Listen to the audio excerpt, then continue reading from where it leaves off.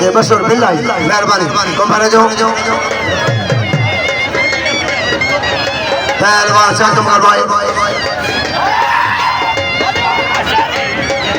परे जो मामला कुर्बान कुर्बान होती बोलो मेहरबानी शाकम करवाए दीदी से वाह पहलवान वाह वाह जमाल आखरो शाकम प्रोग्राम करने न कर दी पहलवान शाकम करवाए अजय पहलवान अजय सर जी गांजो पहलवान शामानी वाह भाषा न चली जाए वाह पहलवान वाह शामानी वाह पहलवान सर जी पहलवान साके के मारे पथी दे उठाल पथी हाथ मारे हाथ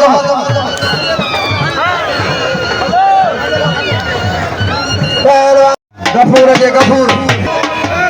जायदार भटी जलूंगी मुझे यहाँ से जिलानी जायदार भटी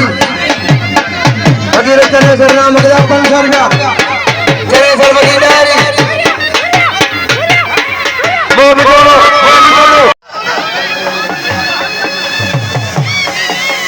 पहलवान अच्छा भजिया मुझे कोई फाटी पे रही हो करे परे न जो अच्छा पहलवान शाकम करवा है रईस हाजी गुलाम सलाम शौरी जिला कौंसिल जामनी पर आज मौजूद है पहुंचान पहलवान साहब बनवा वाजी बड़ा आगे बढ़े जो बस बनवा बिस्मिल्लाहिर्रहमानिर्रहीम अज खैर सांटी जमाल है सुभाणे चौथी जमाल आखिरी ॾाढो मलाखड़ो थियो है मुरीद अक़ीदत मत ॾाढा आया आहिनि घुमण ॾाढी इंजॉय कई अथनि माशाल्लाह मेलो ॾाढो भलो थी वियो आहे दोस्त मुरीद अक़ीदत मत सुठा माण्हू अची विया आहिनि जेके बि बहितरीन माण्हू अची विया आहिनि मल्हूं बि भलियूं थियूं आहिनि ॾाढो जेको आहे सो बहितरीन असां इंजॉय पिया कयूं मलाखड़ो पिया ॾिसूं असां ॾाढो असांखे सुकून आयो आहे मुर्शिद बगेश्वर जे मेले में ॾाढो सुकून आयो मोहबतुनि जी महिरबानी मोहबतुनि जी बि महिनत आहे ॾाढो जेको आहे सो पहिरीं धमाल खां वठी तुंहिंजी ॾाढी महिनत आहे सभिनी दोस्तनि साफ़िन जी महिनत आहे पंहिंजो साहिल जी सभिनी दोस्तनि जी महिरबानी जन मेले जो भरपूर नमूने सां भरे इंजॉय बि कयो अथनि मेलो भरे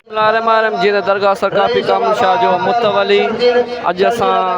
बगेश्वर जे मेले ते आया आहियूं साईं आसिफ शाह जे सॾ ते आया आहियूं तमामु बहितरीन मलाखड़ो थी रहियो आहे तमामु ही सिंध में मशहूरु मेलो आहे अज़ल जमाल शाह बादशाह जो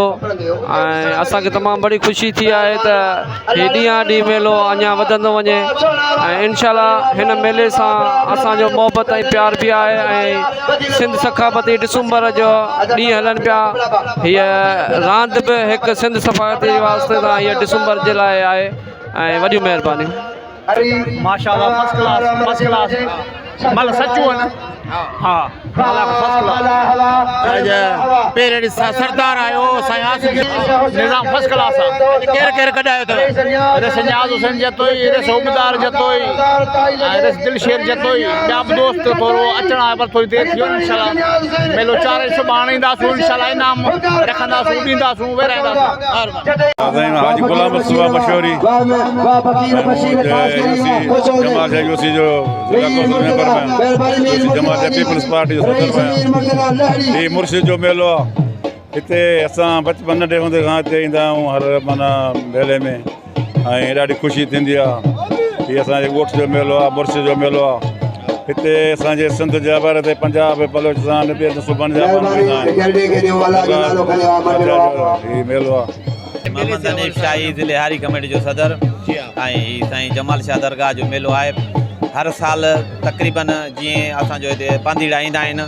परे परे खां पांधीड़ा पंजाब खां बि ईंदा आहिनि पूरी सिंध मां ईंदा आहिनि बलोचिस्तान मां ईंदा आहिनि साईं बगेश्वर जी दरगाह ते पूरो